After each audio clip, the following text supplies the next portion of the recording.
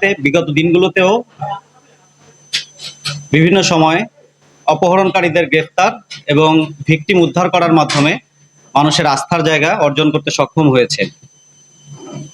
গতকাল দুপুর আনুমানিক 2:30 ঘটিকায় ভিকটিম মোহাম্মদ আনোয়ার হোসেন খান তার স্ত্রী র‍্যাব ৩-এর কার্যালয়ে একটি অভিযোগ নিয়ে উপস্থিত হন যে তার হাজবেন্ড তার স্বামী মোহাম্মদ আনোয়ার হোসেন খান তাকে অপহরণকারীরা একটি অজ্ঞাত স্থানে অপহরণ করে নিয়ে গিয়েছে এবং পরিবারের নিকট মুক্তিপণ দাবি করছে।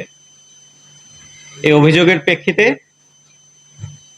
আরো বিস্তারিত তথ্য সংগ্রহ এবং তথ্য প্রযুক্তি সহায়তা নিয়ে র‍্যাব ৩-এর একটি আভিযানিক দল গতকাল রাত আনুমানিক ৮টার সময়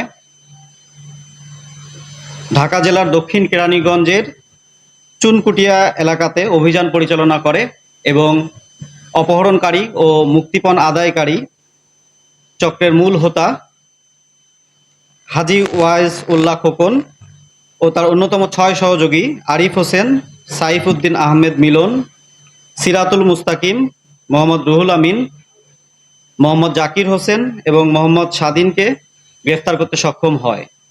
ওই একই সময়ে উক্ত ভিকটিম মোহাম্মদ আনোয়ার হোসেনকে উক্ত স্থান থেকে উদ্ধার করা সম্ভব হয়। প্রাথমিক জিজ্ঞাসাবাদে জানা যায় যে গত ১ মে ২০২৪ তারিখ রাত আনুমানিক ৮:১৫ ঘটিকায় নারায়ণগঞ্জের ফতুল্লা থানাধীন তুষারধারা এলাকায় একটি চায়ের দোকানের সামনে গ্রেফতারকৃত হাজী খোকন তার নেতৃত্বে ৮-৯ জনের একটি দল ভিকটিম মোহাম্মদ আনোয়ার হোসেনকে মাথায় পিস্তল ধরে জোরপূর্বক জিম্মি করে একটি সাদা মাইক্রোবাসে তুলে নিয়ে কেরানীগঞ্জের চুনকুটিয়া এলাকায় এই খোকন হাজিরই মালিকানাধীন রিয়েল এস্টেটের একটি অফিসের ভিতরে আটক করে রাখে। পরবর্তীতে অপহরণকারীরা ভিকটিমকে লোহার রড, পাইপ, বাঁশের লাঠি দিয়ে পাশবিক নির্যাতন চালায় এবং মোবাইলে তার পরিবারের নিকট থেকে ৯৫ লক্ষ টাকা মুক্তিপণ হিসেবে দাবি করে। এর প্রেক্ষিতে ভিকটিমের ছোট ভাই গতকাল অর্থাৎ ২ মে ২০২৪ তারিখে তার ভাইয়ের জীবন বাঁচাতে ১৭,৫০,০০০ টাকা ঝালকাঠির একটি ব্যাংক হিসাব, যেটি হাজী খোকনের নামেই আছে, তার ব্যক্তিগত নাম্বারে প্রেরণ করে। এই টাকা প্রেরণ করার পরও অপহরণকারীরা ভিকটিমকে ছেড়ে দিতে অস্বীকৃতি জানায় এবং তার নিকট অবশিষ্ট যে টাকা সেটি দাবি করে এবং তার উপরে অমানসিক নির্যাতন চালাতে থাকে।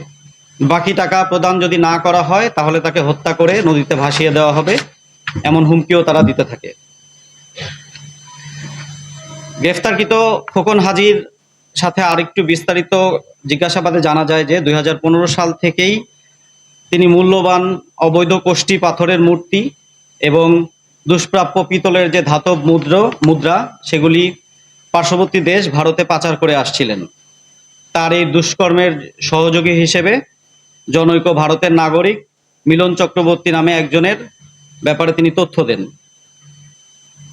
সেই মিলন চক্রবর্তী তিনি নিজেকে একজন ভারতীয় এই ধরনের পাচারের একজন এজেন্ট হিসেবে পরিচয় দিত। কোষ্ঠী পাথরের মূর্তি এবং দুষ্প্রাপ্য যে ধাতব মুদ্রা সেগুলির ক্রেতাও এই মিলন চক্রবর্তী ছিলেন। আমরা যে গ্রেফতারকৃত খোকন হাজী তার সাথে কথা বলে জানতে পারি ২০১৫ থেকে ২০১৭ সাল পর্যন্ত এই ২ বছর সময়ে তিনি সফলভাবে ৭টি চালান ভারতে পাচার করেছিলেন।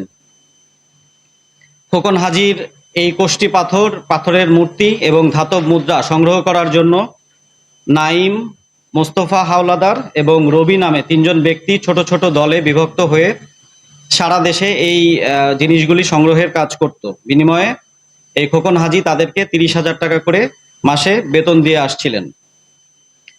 দীর্ঘদিন এই অবৈধ মূর্তি পাথরের ব্যবসা এগুলির সাথে সহযোগিতা করায় এই মোস্তফা হাওলাদার, যিনি তার বেতনভুক্ত কর্মচারী ছিলেন, তার সাথে এই খোকন হাজীর একটা সখ্যতা গড়ে ওঠে।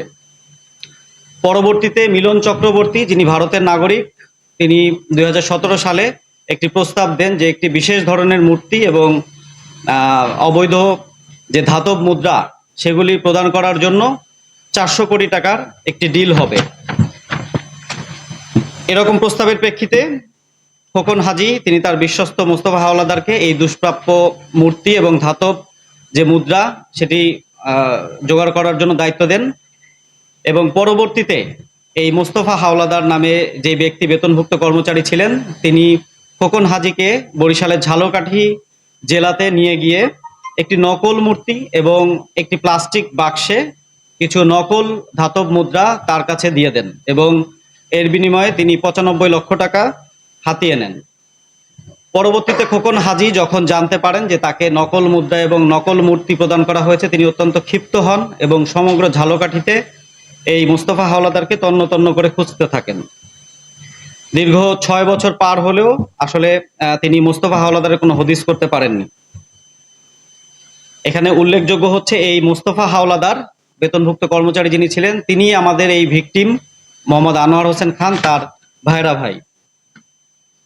তো গত 1 মে 2024 তারিখে যখন খোকন হাজি তার সোর্সের মাধ্যমে জানতে পারেন যে ভিকটিম মোহাম্মদ আনোয়ার হোসেন তিনি নারায়ণগঞ্জের ফতুল্লাহ থানাধীন তুষারধারা এলাকায় সেখানে অবস্থান করছেন একটি চায়ের দোকানের সামনে, তখন তিনি তার যে অপহরণকারী দল তাদেরকে নিয়ে ওই স্থানে যান এবং পূর্ব পরিকল্পনা অনুযায়ী তার মাথায় পিস্তল ঠেকিয়ে একটি সাদা মাইক্রোবাসে 8-9 জন ব্যক্তি সহ তাকে অপহরণ করেন এবং মুক্তিপণ দাবি করেন। এই খোকন হাজি তিনি একজন মূলত ঠিকাদার, রাজধানীর মতিঝিল এলাকাতে তার ঠিকাদারি প্রতিষ্ঠান রয়েছে এবং 1975 সালে এই খোকন হাজি তিনি জগন্নাথ কলেজ থেকে এইচএসসি পাশ করেন। আমরা জানতে পেরেছি তার 2টি ছেলে এবং একটি মেয়েও আছে, কিন্তু মূলত এই ব্যবসার পেছনে তিনি অবৈধ কোষ্ঠী পাথরের মূর্তি এবং দুষ্প্রাপ্য যে ধাতব মুদ্রা এগুলির ব্যবসা পরিচালনা করে আসছিলেন। গ্রেফতারকৃত অন্য আসামিরা তারা ভিন্ন ভিন্ন পেশায় নিয়োজিত থাকলেও মূলত তারাও এই কোষ্ঠী পাথর এবং ধাতব মুদ্রার যে অবৈধ ব্যবসা তার সাথে জড়িত ছিলেন বলে আমরা প্রাথমিকভাবে জানতে পেরেছি এবং এই অপহরণের যে অপকর্মটি সেই অপকর্মটির সাথে এই অবশিষ্ট 6 জন তারা প্রত্যেকেই সরাসরিভাবে জড়িত ছিল। এই অপহরণের সাথে সোহেল নামে আরো একজন ব্যক্তির তথ্য আমরা পাই, যাকে আমরা এই 7 জনের ভিতরে উদ্ধার করতে সক্ষম হইনি। আমরা ভিকটিমের কাছ থেকে জানতে পেরেছি যে যখন তাকে নির্যাতন করা হয়েছিল সোহেল নামে যে ব্যক্তি তিনিও এই নির্যাতনের সময় জড়িত ছিলেন।